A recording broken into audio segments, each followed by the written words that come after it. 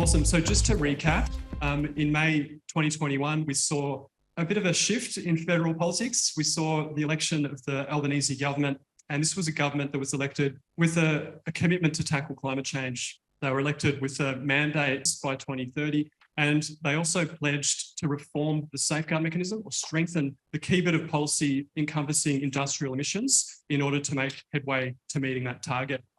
And this particular parliament, we saw the teal wave in this country, and we saw the Greens with a very strong performance as well. So if there was a parliament that could, deliver some climate action after a decade of do nothing under the Morrison regime, this was it. This was it. So the barrier to action on climate that we faced with the reform of the safeguard mechanism, it was the Dirty Dozen and their enablers. So groups such as APPEA, which is the mouthpiece for the gas industry, and the Minerals Council of Australia. So the Dirty Dozen campaign was designed to fill a key gap. So while the movement had exceptional inside track lobbying from the likes of Foundation, Barry Trail and others, the community was not on the field. So this was really the mission that I had to deliver, is come up with a campaign that can engage the community, demonstrate to politicians that the community has skin in the game, we're watching, and we want them to deliver the strongest possible outcome. So we kicked off this campaign in November 2022, and from a standing start, we just intensive campaign that I've been involved with. But in terms of what were we fighting for, we really wanted the government to ensure that they were delivering real and deep emissions cuts this decade. And then there were these kind of two sub-elements about ruling out unfettered offsets for the big, so kind of putting a barrier to entry for any new proposed gas and coal projects. So every good campaign needs a good story. And thankfully, the Climate Council with their Dirty Dozen polluters, that gave us a really good villain for the story. And we constructed the campaign in a way that really put the Labor government on the fence. Are you going to support the ongoing pollution in Australia, or are you going to support the community? And failure of the government to deliver would obviously leave frontline communities, whether it's those on the coast, those living in the bush or elsewhere, from intensifying climate impacts. So the campaign strategy that we did to really make it about climate policy, it's the climate safeguard mechanism. It's not the polluter profits safeguarding mechanism. We also wanted to establish the moral high ground, set the movement up for escalation, and send a strong signal to the government. In terms of geography and the political, firstly, we wanted to tap into the competitive dynamic between Labor and the Greens. So the inner city seats of Melbourne, Wills, Cooper, Higgins and Macnamara were going to be key sites for us. And we also got some intel from the MPs, the newly elected MPs over in Perth would be really susceptible to the lobbying of the fossil fuel sector. And if you've been over to Perth recently, you'll notice that every second skyscraper, every bloody stadium has Woodside or some other BHP written on it to kind of establish a defensive shield around some of these MPs. So we kicked off the campaign at the end of November going into December last year, and we kicked it off with a sign-on letter. We had 48 groups around the country sign on to this polluters. And this statement really established exactly what we wanted them to do. And it kind of sent an indirect signal to the Albanese government about what we expected the safeguard mechanism to look like. We also requested a response from the Dirty Dozen, the escalation point. So as I mentioned this before, we had these two geographical focal points, Melbourne and Perth, and we had community members, people from Lighter Footprints, Darabin Climate Action, Friends of the Earth, other grassroots groups actually hand deliver the letters to the headquarters of these companies. Next slide. We also had solidarity action up in Brisbane and in Sydney to make sure that the CEOs and the Dirty Dozen companies couldn't, miss it. We emailed it to all of the, we CC'd the Prime Minister and the Minister to let them know that we were doing this. And we got some ads published in the newspaper. So the West Australian, The Age, and the, what does my friend call it? The Boss's Pamphlet. Have you heard of this? The Australian Financial Review. Anyway. So despite all of our efforts, only two have done. And those responses were, really weak statements like, we will comply with the government's reform, padded out with paragraph after paragraph of greenwash. And the remaining 10, I think they were hoping we were onto it. Thanks. So, the failure of these companies to, respond to the community by the middle of January, or inadequate responses, it triggered this kind of wave of accountability actions. So in Victoria, in Melbourne, Friends of the Earth were the lead organiser of a rally at Shell's Melbourne HQ with the tattoo, so check out the video. There was a visit to Exxon Mobil's HQ with some, cheeky additions to their wall of memorabilia with like old petrol pumps and whatnot.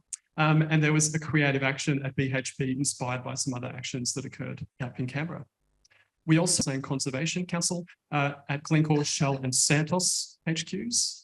Lighter footprints were well and truly in amongst it. So we had, I believe, 7 weekly vigils outside BHP's headquarters. So a round of applause for Lighter Footprints. Come on.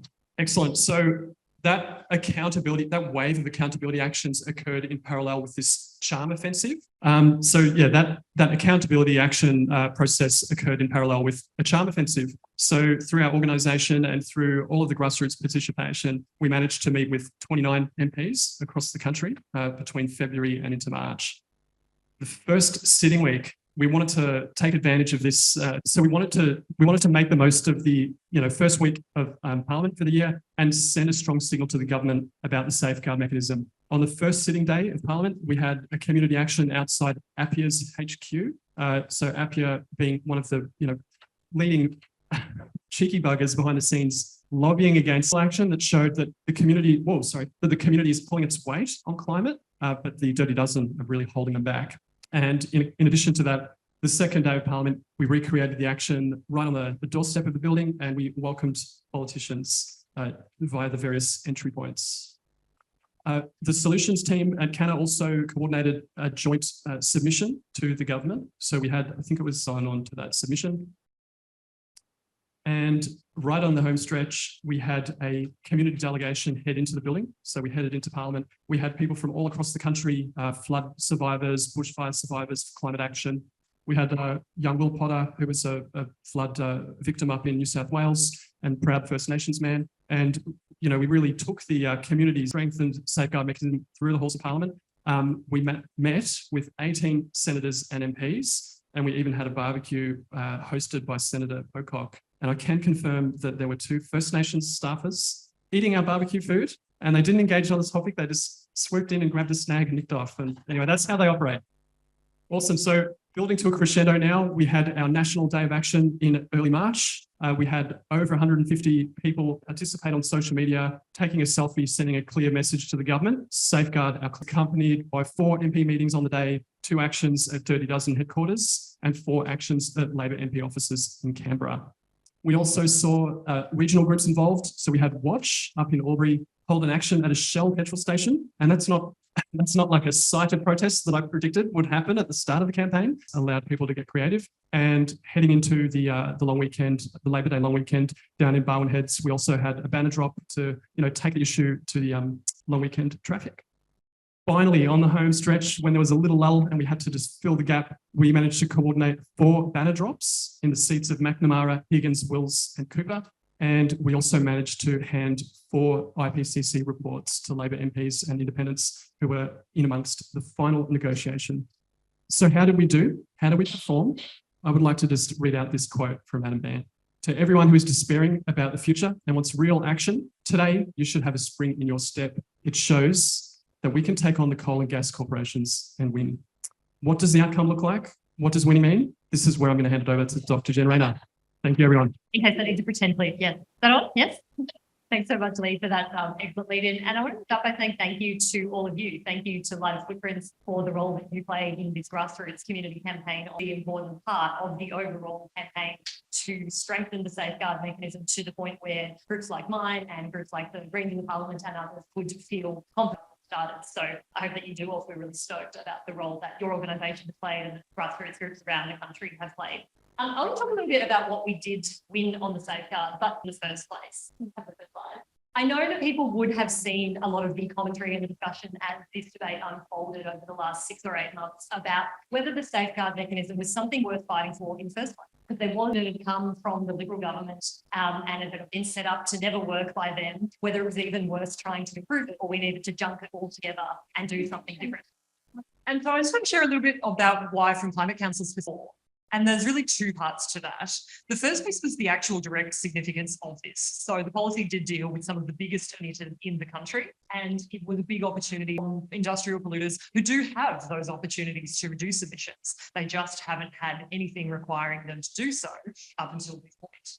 We thought that if it was designed to get on a pathway to be driving deep emissions reduction, but obviously where the government had started from in October last year did not go far enough at all. And we thought there were really important opportunities to take it in. And the other key point is that at the moment, one of the only policies which is actually based on regulatory sticks that actually forces big polluters to do something rather than subsidies to help you with that. And it's an actual regulatory policy that clips their wings if they don't do the right thing. So for all of those reasons, we thought it was important. But we also thought it was important in its own right as well.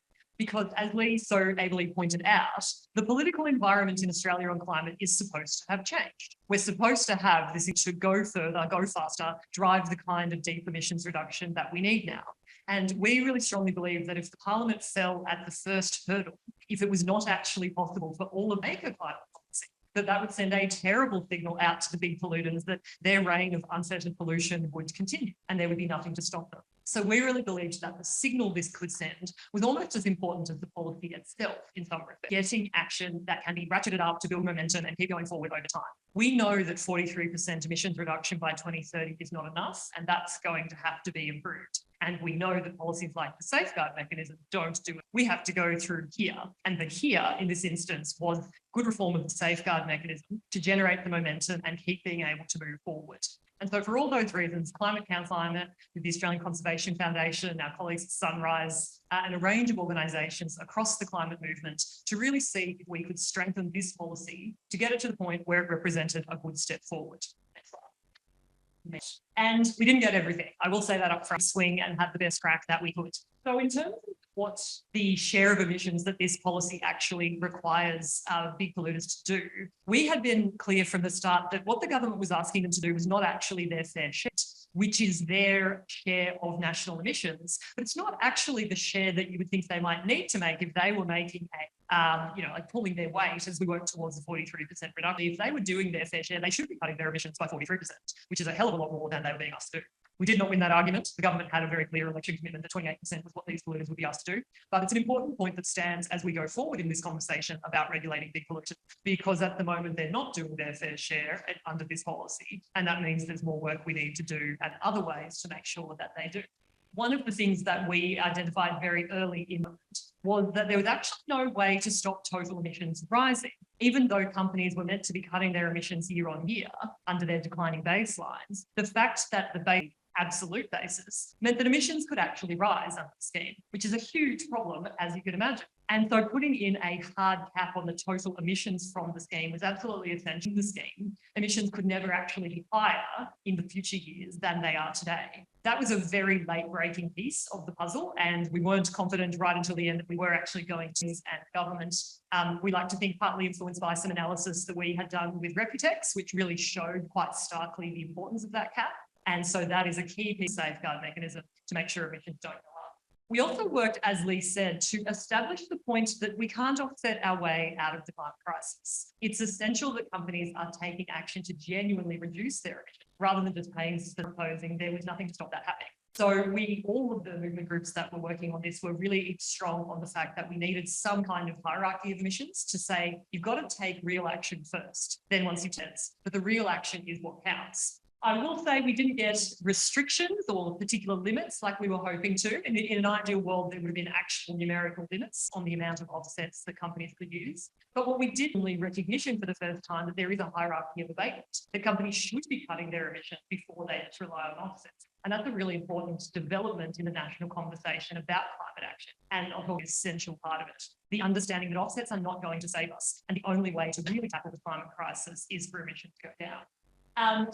As I've said there, so we sort of got some things we wanted in relation to offsets. We got some things that we didn't in terms of not actually restricting it. But there are a bunch of hooks built into the scheme now, which will allow this issue to safeguard mechanism happens. And so there'll be great opportunities for community organisations and groups like mine and everything in between to get involved again in that conversation and to really make the point that offsets are not the answer.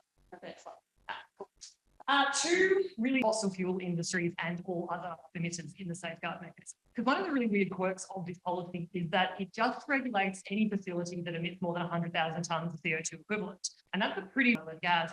You've got waste, you've got transport, you've got cement and steel factories. And throughout this conversation, we were really keen to establish that distinction between and that we want to see thrive and survive, like steel, like aluminium, like cement, and the fossil fuel industries for whom time is running out. They don't have a future transition because we know that that transition has to be out of the market together. And so we were really strong in wanting to make sure that where there was support being provided by the government with taxpayer money, all of our money, and luckily there was a good agreement to that across the parliament and we're able to get that support.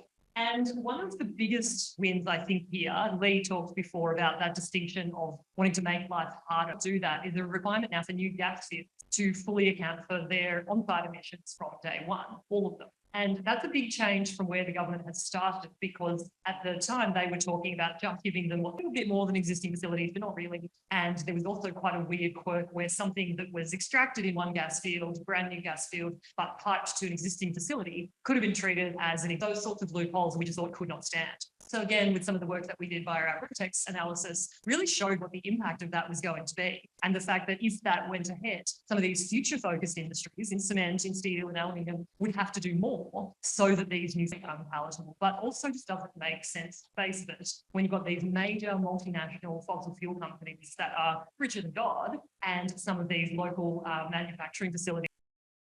And the last point that we emphasised was the importance of facilities that are going to be entering the safeguard mechanism actually being subject to a proper environmental assessment, because we know that these facilities are big polluters. That's why they're in the safeguard mechanism. And so going to deal with the emissions from these facilities, not just in safeguard, but potentially through other legislation as well. We sort of got a bit of a result under that. And again, this was part of the last, which is using the hard cap that I talked about a minute ago as a hook to say, if there's any potential for emissions from a new facility to breach that hub, and the minister has to work out how they're going to deal with that to prevent the emission breaching budget. It's not a full review under the EPBC Act, like we should continue ahead. So from Climate Council's perspective, we welcomed and supported that package of improvements to the scheme because we thought that they went a long way to make life harder for new coal and gas and must genuinely reduce their emissions. It doesn't go all of the way there, and there is a lot more work still to do. But the signal that was sent, as I say, of the Parliament being able to come together and make a policy like this and to make no progress in this space was incredibly important. So quick recap of what will actually happen now, and sort of shake yourselves off because I know that was like very detailed and I can see a few eyelids starting to droop. But the detailed regular lines as we speak, and we expect to see them very soon. And there may well still be a little bit bargy over whether they actually reflect what the Greens and other parliamentary stakeholders wanted and whether the years. And then a new scheme will take effect on 1 July, which is lightning quick in policy terms, and really fantastic to see that happen because it means that we then are able to get moving and see how all this is working. Because that's a need to do more. We're going to need to do something about that. And so groups like ours and groups like the ones that Leigh works with, and we'd really encourage the community as well to be involved in this, really scrutinize safeguard mechanism and whether they are genuinely taking the steps we want to see them take to cut their emissions. And we will, in 12 to 18 months' time, be able to audience about this policy because, as you can tell, I'm pretty interested. And it's not every crowd that wants to kind of go with that. So thank you very much.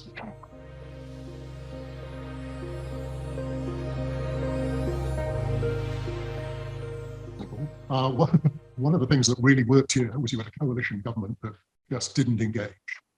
Is there a danger that in some of the future legislation that they will come in soft and just do a deal with the Labour Party, and the robust discussions that happened over the safeguard mechanism just won't take place? That's a really interesting and quite astute observation, actually, because one of the next federal campaigns the Climate Council is working on relates to fuel efficiency. We've actually already seen that conversation, the Liberals kind of thinking, oh, maybe we want in, maybe we want to be part of this conversation, because they saw the dynamic with the safeguard whereby Opta had more of an opportunity for robust engagement. And so I think that underlines Leigh's point about engaging with all parties and not just assuming that because the Liberals have taken a certain position so far, we need the whole Parliament in Australia moving towards an understanding that strong climate action is inevitable, important and urgent. And that includes the alternative, sometimes party of government in Australia, and the need to get to a situation where the Liberals are actively engaged in these conversations for good. And I think there's some more work to do on what that might look like. Thank you. Yeah, it's funny actually. The first campaign that I coordinated was around the repeal of the Baillieu government's anti-wind farm laws. And I can remember the day that I called up my mentor really excitedly and I said, you won't believe it, we've finally got the Andrews opposition to commit to ripping up these anti-wind farm laws. And I said, no. He said to me, get back to work. So, you know, like, regardless of, you know, what government I would like to see in Australia, you know, the ultimate kind of outcome that we're after is that regardless of who forms government, we will be progressing on climate change. So that is going to take a fair bit of work. The Liberal Party, they haven't learned the lesson from the last election. But if you look at how we can actually shift the kind of alternative party of government, and it will potentially take another election, but I'm sure that we can actually get them on, you know, a more constructive pathway. And just as an immediate opportunity to do that, as Jen mentioned before, the regulations regarding the strength and safeguard mechanism will be going through a Senate process, most likely a test of whether the coalition will shift. And I will be calling for grassroots groups to join me in a bit of a micro campaign to set the expectations ahead of that moment and put us in a position that we can either, you know, celebrate a small little step forward or hold them to account if they fail to do the right thing. I'd just like to ask about the use of offsets. Jennifer, you've pointed out that you weren't able to get an absolute commitment to the stopping of the unreasonable use of offsets. But in your previous point, you have got approval for 10% of the gains that are achieved using offsets. And I'm just wondering, can that part be used to sort of make up for the lack of absolute restriction concern about it's going to take 12 to 18 months for reporting to happen? And is there any way that we can bring that forward? Because we're, you know, in 12 to 18 months, we're going to be in the middle of this last decade that we've got to try and make sure things happen right. Yeah, I think what it creates the hooks or the opportunity and the data for the government to be able to say in 2 years' time when they have another look at this and do their review to say, look, company A, you're doing, you know, 80% well done. Company B, you're in the same industry as company A, but you're using 80% offsets and 20% on-site abatement. What are you doing? And clearly it's possible for your industry sector to be able to do, we can start having that conversation about in this industry, the appropriate use of offsets is actually this, because that's the current best practice of what's technically feasible and possible. That's where we wanted to get to in the conversation this time. But frankly, the data is not available to make it possible to actually say, is it 20% in concrete? Is it 50%? Is it 80%? Important step in being able to actually say with some confidence what that should be. But unfortunately, that does mean we need to wait for some of that data to come through in order to be able to see what's happening. One of the data published every quarter, thinking about quarterly things, is that they are on an absolute basis. They're not on a net basis. So we will be able to see to some extent, which is what we would hope to see. And if we're not seeing that, then that will send a strong signal pretty early on that companies are just relying on offsets and they're not actually taking action. There's a question then about how long is a reasonable adjustment period, because it might take days and roll out the investment in the technology on the projects, which is unfortunate because they should have started years ago. But if they were only starting on day one of the scheme, it may take some time for these things to move through anyway. So to respond to this. And I think that's going to look like a spectrum between really good faith actors who are doing the best they can and companies that are taking the piss, frankly. Thanks for a terrific presentation on a highly imperfect safeguard mechanism. I kind of, in my own mind, find myself wondering if there's a problem also what these plan is trying to achieve. So it used to be in the public mind, by 2050, there would be net zero. And then we became kind of alert to the offsets being a problem, that we could still keep mining coal, but just offset it. In Bass Strait, which has been approved and is premised on production beyond 2050. I wonder if you could reflect on what we would need to do to strengthen a kind of an agreed objective around, even around when new coal and gas, I can quote as having said that he sees a role for coal beyond 2050. I don't quite know what that means. It's difficult to come up with a half reasonable plan without knowing what the objective is. Is it to somehow deal with this by 2100? I'm not sure. Yeah, it's a really important point. And from this perspective, the objectives are pretty clear, which is to stop fossil fuel expansion, because bodies like the International Energy Agency and the UN have been incredibly clear that we can't have new fossil fuel expansion if we are to be the first objective, and then finding ways to ramp up alternative energy supplies so that we can ramp down the existing fossil fuels as quickly as possible. And then I think there's another objective, which is to actually not be working because we do know now, and it's becoming increasingly clear that when companies say net zero, what they mean is keeping doing what they were doing and buying some offsets. And that's not going to save us. That is not going to fix the climate crisis. Movement and groups like yours can do a lot to be socializing the idea that the objective is as close to real zero as possible. And the net is the little bit of residual left over at the end. It's not the emissions.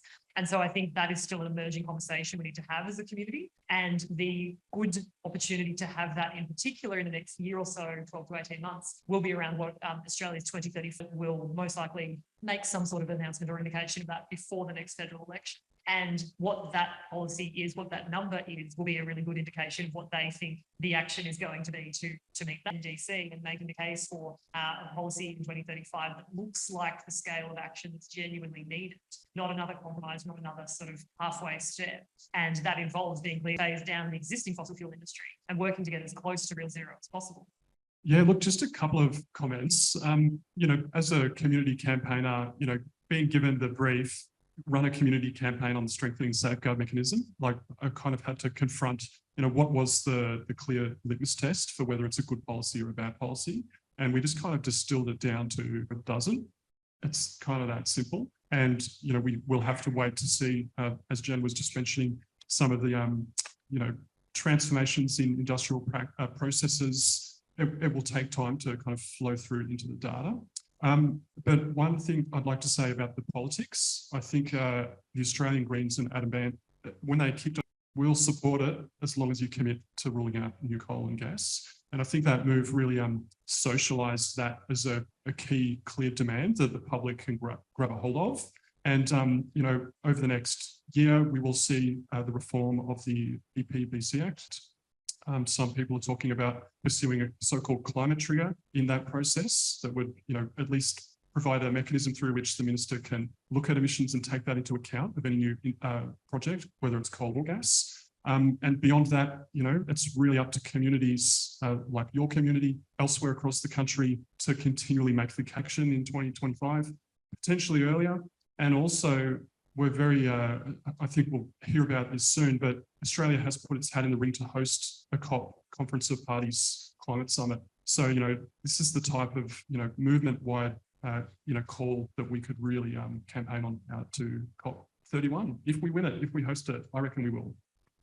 I just wanted to ask I guess it's a naive political question really, but I still don't know why, the IPCC report came out during this campaign. They could have said, oh, look, look how bad things are.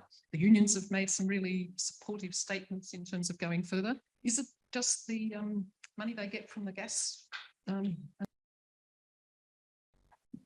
So one of the things that I would say to that, and like my background, I've spent 15 years working in and around government as an advisor, including to the Labor Party. And what I would say is being in government is hard to take into account, and those things weigh differently in your thinking. And one of the things that the government is very focused on at the moment is keeping power supply affordable and available for Australians as we move through this energy transition. And for example, there is sufficient gas supply in Australia in order to be able to know for sure that as we ramp up the supply of renewable power, including battery and pumped hydro and that sort of thing, to buy gas in particular, in order to keep the lights on. So one of the great important jobs to do is to help give them the confidence that actually the lights are going to stay on. Pumped hydro are fantastic alternative options that we can work with the investment community to bring that online really quickly and scale it up and get it moving so that everybody does feel really confident that we have the alternative power supply and the clean energy that we need. And so often it's those considerate of mind for everybody, but where as a government, you've got to be genuinely cognizant of some of those risks because they will absolutely fall at your feet if the lights do go out. And so part of our role as advocates and backbench MPs might know, for example, is to have those conversations to help them understand where the situation has moved to now and how fast the energy market is changing and what the opportunities are. Evidence from, a few years ago when the situation was different, or might be informed by something someone from industry has said to them to kind of scare the pants off them, taking those opportunities, the opportunities are now, and therefore what we can have confidence in moving towards. But Leigh might have a different. Yeah, I guess, when you're a party of government, there's this, kind of synthesis that needs to occur. You need to harmonise the interests of communities from the Pacific Ocean all the way to the Indian Ocean, from the Southern Ocean all the way up to the northern seas. you know, the views that really are popular in, you know, this community. We need to kind of, as a movement, make sure that we're getting out into communities, you know, rural, regional communities, and really bringing them on board and demonstrating that regardless of where people live, there is a great deal of passion and support for tackling the climate crisis. So I think there's probably a bit of a lag going on where the government doesn't actually for tackling climate change that currently exists. But yeah, I think that, yeah, there's just like it's a weird balancing act, and yeah. Tom Nicholas, Healthy Soils Australia. I came down here to just listen to see what was going on.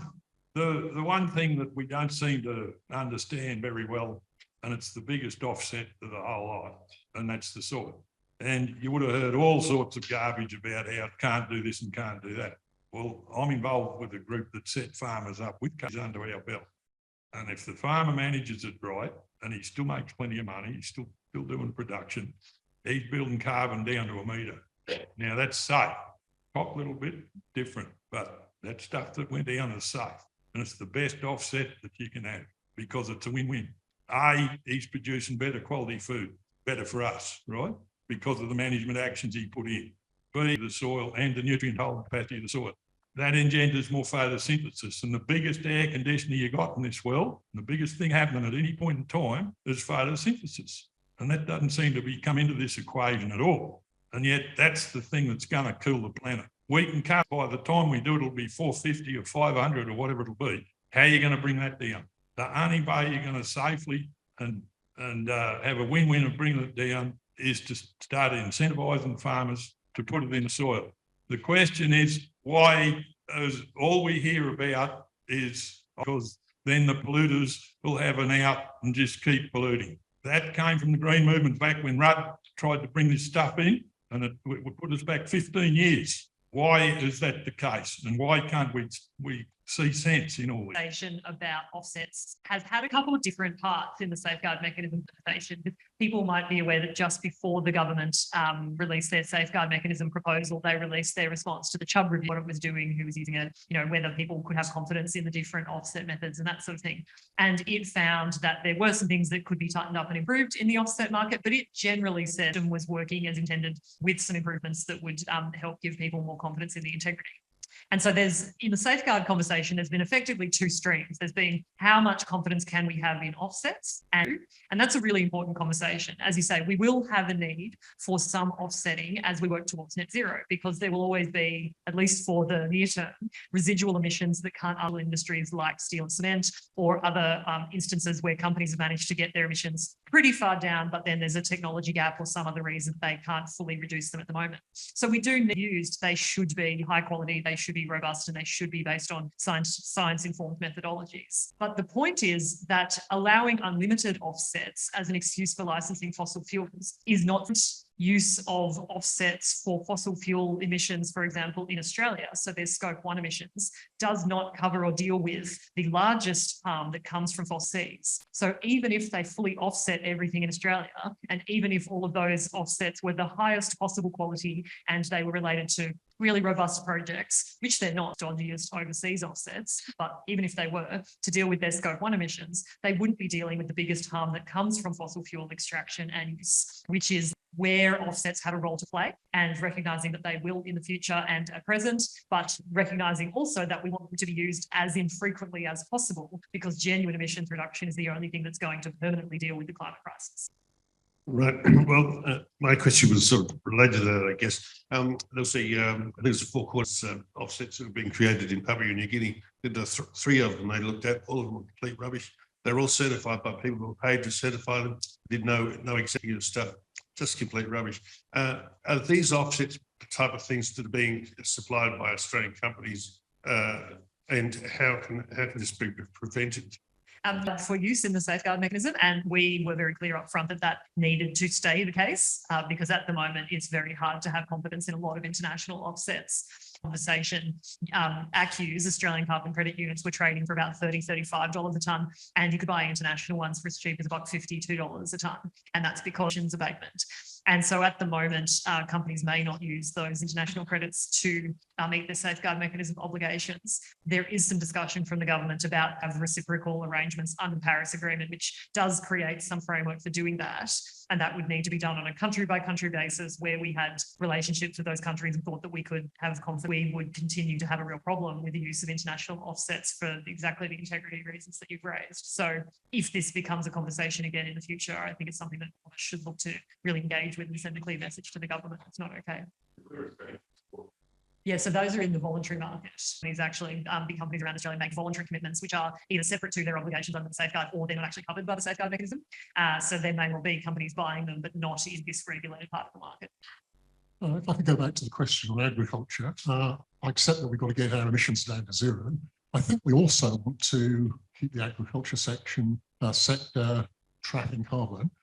If we're not going to, if we are going to want a picture where the offsets disappear, should we be lobbying to have some sort of incentive for farmers to carry on doing what they're doing so that that doesn't disappear? I don't think it's likely in the foreseeable future. I think there will continue to be a role for offsets that are associated with cutting those residual emissions, as I say, after companies have done as much as they can, and there'll be an ongoing for the land sector to engage in these kind of projects to better manage them. But I think you raise an interesting question about how we deal with things like drawdown. So we want to take, historic emission to advise farmers and other land managers to make the best use of their land in order to ensure that they are providing those carbon sinks, which will help make the whole system work better. And so there's a question there about government investment and what's the role for that. As you say, what are the right of our thinking and our planning? But it's also true that if you look at the amount of offsetting that is currently proposed for things like the fossil fuel sector, there's plenty of good analysis that suggests that the amount of land that there is left on the planet. So I think we need to be a little bit realistic about what we're talking about here. Like, yes, there may be a need to incentivise and support land-based projects that help to capture and lock in the land mass we have available. Probably not. So this might be quite interesting and perhaps relate to what you're saying and you've alluded to, which is Dr. Kate Dooley's research that we heard about last month, where she makes the not very well known point that last geologically fast acting cycle, whereas if you release, it is not equivalent. So you get it from very eons permanent storage down there, and then you stuff it into the fast acting cycle, and drawdown doesn't trouble unless, like, it's not the same as sticking it some 100 metres. Yeah. Or we can deal effectively with drawdown. Like, there is going to be a need for drawdown technologies like direct air capture and advanced rock weathering and some of those emerging technologies which are underway now to deal with the historic. We won't be able to do that effectively until we stop adding more fuel to the fire, until we stop adding new emissions into the total pool that there are, which is why we have to get emissions down as much as possible in terms of drawdown in particular. All right. Thank you. We could keep talking, but we're going to wind it up there. Please give a big round of applause to Jen and Leigh. Just really honoured and privileged to have Dr. Jen and Leigh here in Melbourne, and the Climate Council really providing, and together with a lot of really good groups, the Australian Institute, and this feed backwards and forwards where we as a climate action group can sort of take some leads and take some direction from a sort of, a national strategic role, and then backwards and forwarding as a, really coordinated